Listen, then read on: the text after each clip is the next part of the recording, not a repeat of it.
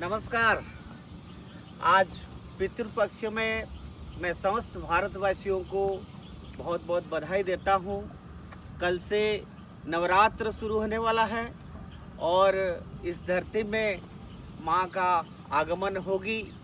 पूरे भारत में उत्साह है, उद्दीपना है कि माँ का आगमन हो रहा है और हर व्यक्ति, हर सनातनी नवरात्रों में इस पवित्र पावन अवसर पर अपने अपने क्षमता में कोई कुछ अलग अलग भावनाओं के साथ माता रानी का पूजा करेंगे। आप सबको मालूम है, उदय इंडिया नॉलेज ट्री गो वैद विज्ञान केंद्र की तरफ से हम हमेशा से कोशिश करते हैं कि ये जो मेरे साथ है ये जीवंत माँ है, दुर्गा का स्वरूप है और आज पितृपक्ष की अंतिम दिन है और इसी अवसर पर, पितृपक्ष की पावन अवसर पर भागवत में कहा गया है, अगर हम लोग गौ माता का पूजा करते हैं, गौ माता का भोजन कराते हैं, गौ माता को रोटी खिलाते हैं तो उससे कितना कितना पुण्य मिलता है, इसकी कोई कल्पना नहीं है। आज हर कोई व्यस्त है, हर किसी के पास पैसा है, सब कुछ है, लेकिन आज संसार में सुख नहीं है। और असलियत में देखा जाए कि सुख पाना शायद कोई चाहता भी नहीं है और सुख किसको कहते हैं उसको समझने में कहीं ना कहीं हमको कंफ्यूजन है कि सुख किसको कहते हैं। क्या हमारे पास बड़े बंगला आ गया, गाड़ी आ गया और सब कुछ हो गया तो सुख है क्या? आज हर इंसान मोबाइल के साथ जितना बिजी है, इतना बिजी अपना पत्नी के साथ नहीं है, इतना समय अपना बेटी के साथ नहीं दे पा रहा है, इतना समय वो अपना बेटा के पास नहीं दे पा रहा है, समाज में नहीं दे पा रहा है, समाज के लिए कोई चिंता करने को राजी ही नहीं है। मेरा कहना है कि इस पार्थिव शरीर जो हमारा ही नहीं है और इसके अंदर जो आत्मा है, जो परमात्मा का एक पार्ट है, पूर्णमदः पूर्णमिदं पूर्णात् पूर्णमुदच्यते पूर्णस्य पूर्णमादाय पूर्णमेवावशिष्यते, ऐसे कहते हैं। ये आत्मा जो हमारा अंदर है वो आत्मा परमात्मा का अंश है।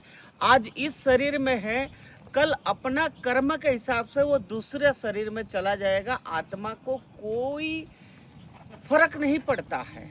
ये अंदर जो आत्मा है वो केवल साक्षी स्वरूप है, उसको कोई फर्क नहीं पड़ता है कि हम पुण्य कर रहे हैं, पाप कर रहे हैं। वो कर्म और मन, चिंतन और जो बुद्धि है, हम उस बुद्धि को कितना सत्य उपयोग कर पाते हैं, उसी हिसाब से हमारा पुण्य मिलता है। इसलिए भगवान श्री कृष्ण कहा है कि सिर्फ मेरे पास ही चित्त रखना, सत्कर्म में चलना, और जो इस कलियुग में भगवान का नाम कीर्तन करता है उसको कतई दुख नहीं पहुंचता है। इसलिए ये नवरात्रों में हम लोगों ने, नवरात्र क्यों, भारत की हर पर्व में हम लोग कोशिश करते हैं। देसी नस्ल की गाय जो भारत में अब लुप्त होते जा रहा था, आज हम लोगों ने 4-5 ब्रीड हमारे साथ हमने रखा है, उसको रिवाइव किया है। ये देखिए, ये कपिला गाय है और हमारे पास साहिवाल है, कपिला है, गिर है। ये कपिला गाय बहुत अच्छी होती है। आज गिन के ही 10-15 ब्रीड बच्चे हैं और टोटल 40 ब्रीड था। मित्रों, इस नवरात्रों में मैं आप सबको यही कह रहा हूँ कि मुझे पता है कि हम सब के लिए संभव नहीं है कि हम कोई गाय को पाल ले, ऐसा संभव नहीं है। लेकिन संभव ये जरूर है कि अगर हम प्रयास करें, 10 युवा या 10 परिवार प्रयास करें, एक जगह 10 गाय को रखा जा सकता है, किसी को व्यवस्था के लिए दिया जा सकता है, जिसके चलते भारत की गाय बच पाएगा। भारत की इकोनॉमी, भारत की कृषि व्यवस्था से देसी नस्ल की गाय बहुत डीपली इन्वॉल्व है। अगर भारत की गाय नहीं बचेगा तो भारत की कृषि व्यवस्था नहीं बच पाएगा। पर्यावरण की हालत आप देख ही रहे हैं। आज पूरा विश्व चित्कार कर रहा है, क्लाइमेट चेंज हो रहा है, बारिश ज़्यादा हो रहा है, कहीं फ्लड ज़्यादा हो रहा है, कहीं साइक्लोन हो रहा है। ये जो नेचर था, हमने उसके साथ बहुत खिलवाड़ कर चुका है।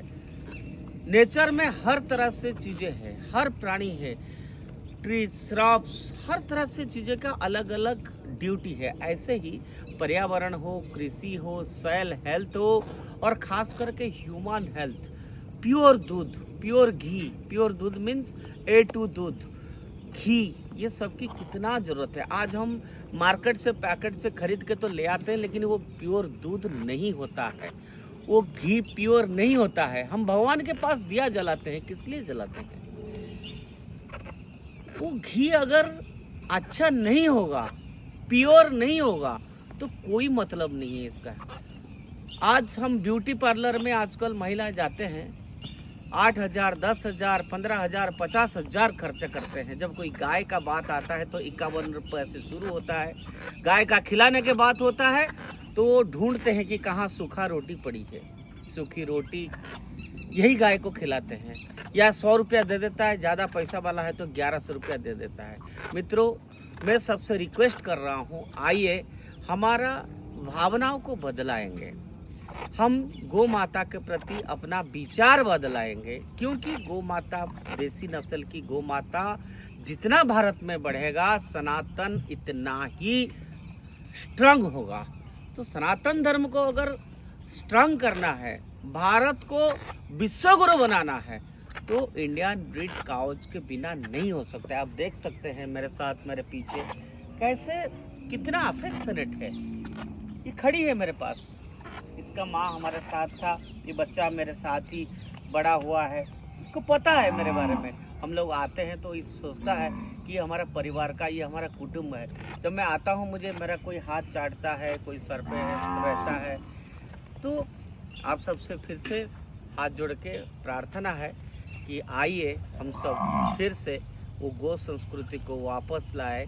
गो विश्व सह मातरः, भारत माता की जय।